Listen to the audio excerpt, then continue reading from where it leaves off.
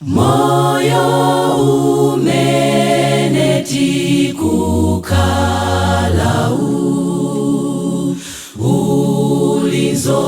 ulizovuta za mbilimbili, koma ambuye analonjeza, kutisa za tisi yatoka.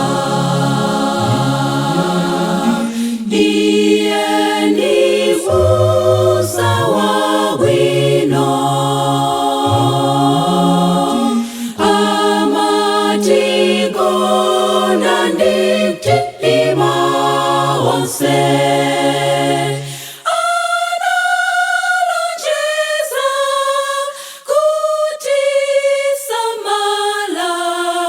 Ndipo saa tisi yatoka,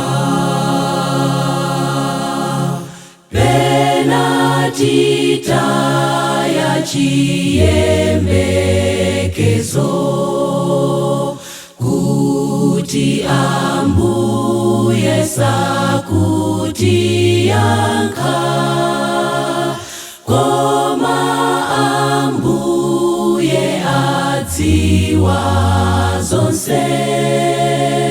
Nditu saa tisi yatoka,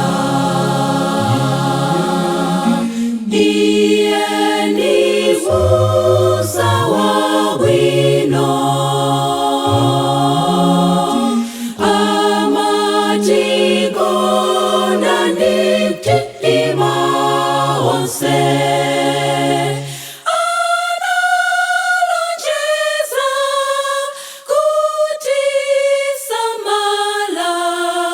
Ndipo saa tisi yatoka, iye ni Musa wa wino, amatigo na ndiktima wonse.